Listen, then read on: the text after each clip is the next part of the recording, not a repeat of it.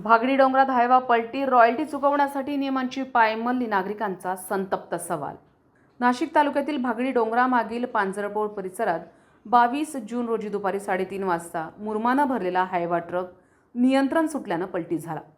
सुदैवाने या घटनेत कोणतीही जीवितहानी झाली नाही। मात्र या घटनेनं अवजड वाहनांच्या वाहतुकीचा गंभीर प्रश्न पुन्हा समोर आलाय।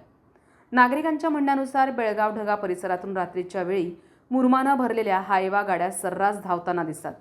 केवळ रॉयल्टी चुकवण्यासाठी नियमांना बगल देऊन ही वाहतूक सुरू असल्याची चर्चा परिसरात आहे। या वाहनांमुळे मोठ्या प्रमाणात धुळीचे लोट निर्माण होऊन नागरिकांच्या घरात धूळ जात असल्याच्या तक्रारी आहेत। तसंच अनेक वाहनांवर नंबर प्लेट नसल्याचंही नागरिक सांगतायत। भरधाव हायवा दुचाकीस्वारांना आणि शाळकरी विद्यार्थ्यांच्या वाहनांना धोका निर्माण करत असल्याचा आरोप होतोय।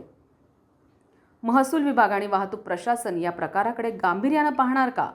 रॉयल्टीच्या नावाखाली सुरू असलेल्या या वाहतुकीवर कारवाई होणार की आणखी एखाद्या दुर्घटनेची वाट पाहिली जाणार, असा संतप्त सवाल उपस्थित होतो। संविधान न्यूज, नाशिक।